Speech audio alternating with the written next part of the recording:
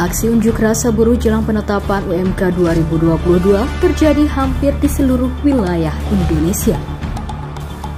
Namun aksi buruh kali ini berbeda, menyusul hasil keputusan MK yang menyatakan Undang-Undang Nomor 11 Tahun 2020 tentang Cipta Kerja atau Undang-Undang Cipta Kerja inkonstitusional secara bersyarat.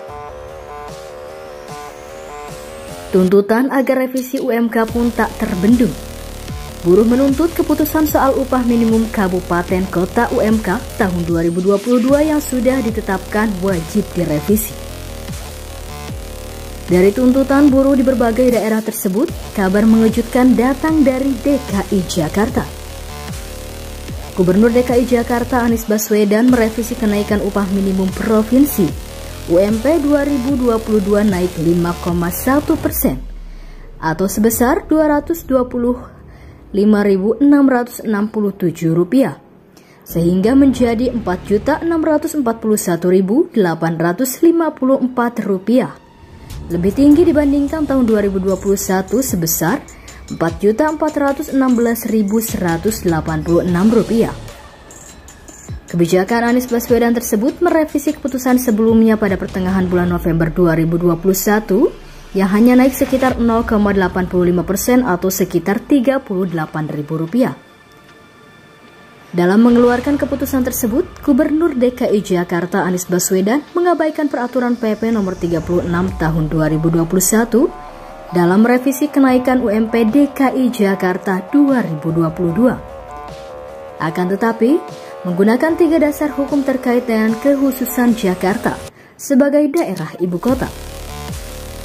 Selain itu, menyandingkan Undang-Undang Nomor 23 Tahun 2014 tentang pemerintah daerah yang diubah beberapa kali dalam Undang-Undang Cipta Kerja Nomor 11 Tahun 2020. Berikutnya, Undang-Undang Nomor 30 Tahun 2014 tentang administrasi pemerintahan yang diubah dalam Undang-Undang Cipta Kerja Nomor 11 Tahun 2020. Buruh di atas angin, celah untuk menuntut revisi UMP atau UMK 2022 semakin terbuka. Demonstrasi terjadi di hampir semua wilayah Indonesia, termasuk di Provinsi Banten yang telah menetapkan besaran UMP dan UMK 2022. Dalam keputusan Gubernur Banten Wahidin Halim menetapkan besaran upah minimum provinsi UMP tahun 2022 sebesar Rp500.203. Angka tersebut hanya naik tipis dibandingkan tahun 2021.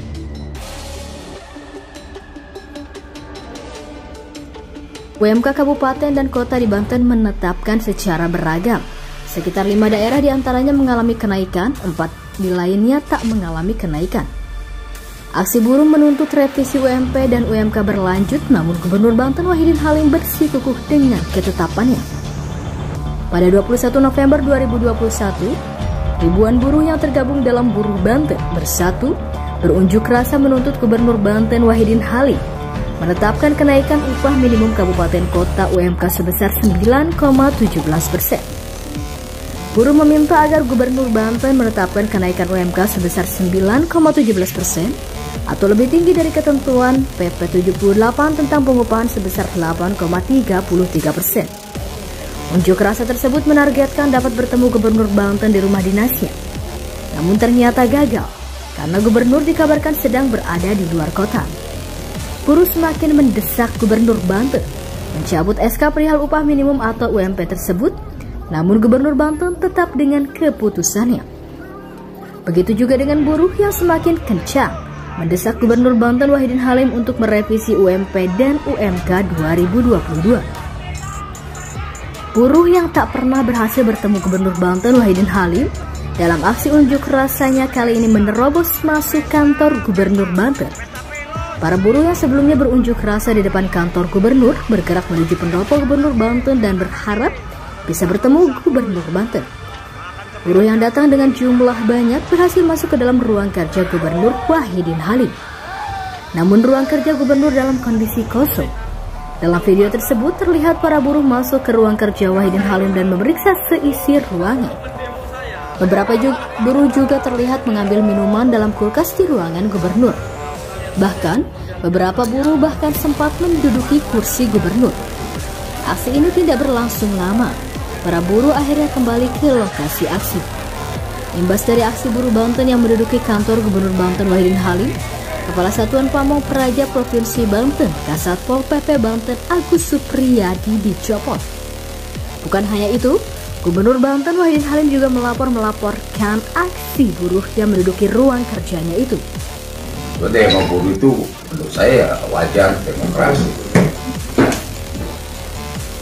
Tapi ketika masuk ke ruang saya, lalu dia mencekek setup saya untuk saksinya sekarang sini, dicekek, suruh buka pintu, buka kunci dan di pintunya dibongkar, digebrak, masuk, lalu makan dan minum apa yang ada di situ. Mereka naikin kaki sambil minta dipoto. Ini kan seperti melecehkan ya. Secara pribadi saya sih tidak tersinggung, tapi negara harusnya bisa melindungi rasa aman gitu, rasa aman terhadap penyelenggara negara. Karena apa yang saya lakukan, keputusan saya lakukan itu kan memang sesuai dengan aturan.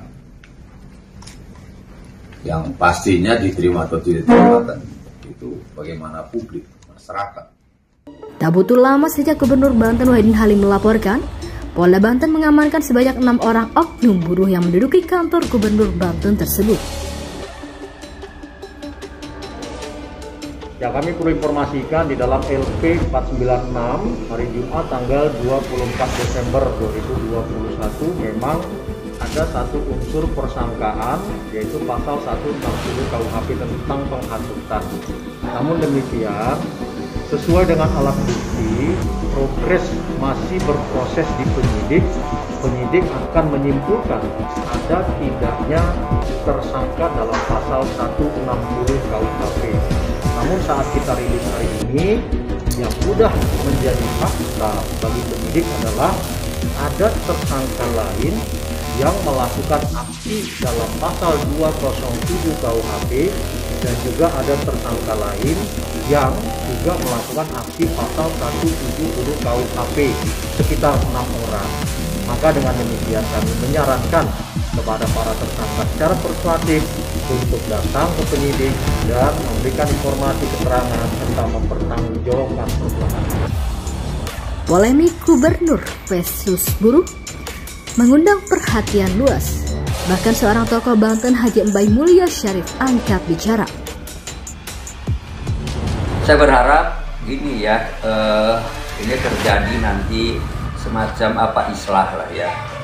Dan kemudian gak ada gunanya lah kita berpolemik itu, yang akan membuat suasana tidak kondusif.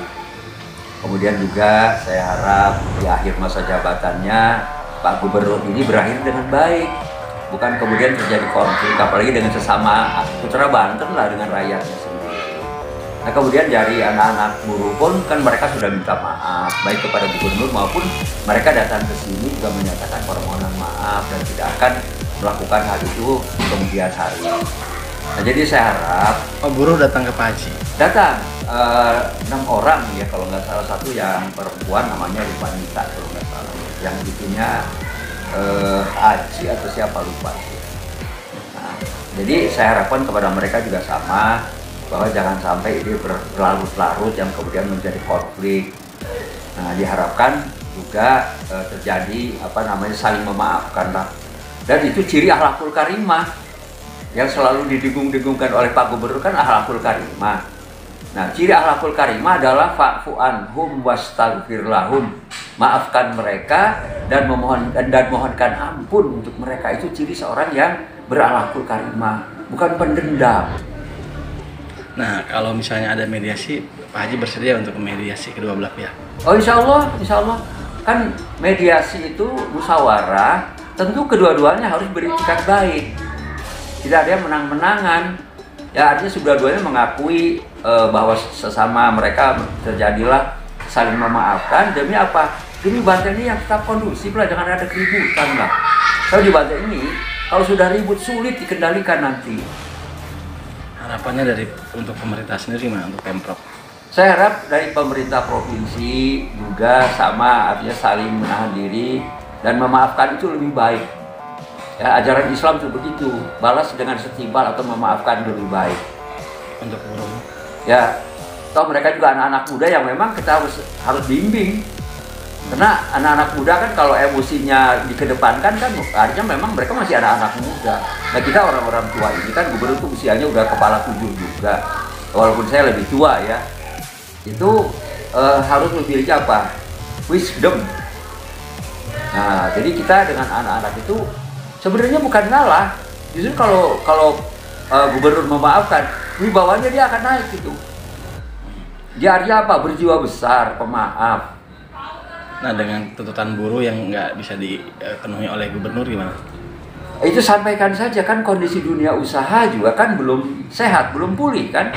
Sekarang ini pasca Covid ini kita kan baru akan membuat semacam pemulihan ekonomi.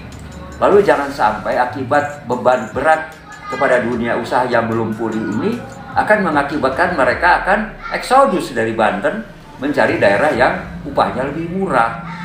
Akhirnya kita rugi semua. Artinya nanti akan terjadi peningkatan pengangguran, akan meningkat kriminalitas. Kemudian juga pemerintah tentu kehilangan sumber pendapatan dari pajak. Kalau pengangguran meningkat, visi misi gubernur untuk lapangan pekerjaan juga. Nah, kan beliau juga punya visi misi seperti itu, punya janji kan. Gitu. Dan ingat janji itu utang. Al-wa'du dainun.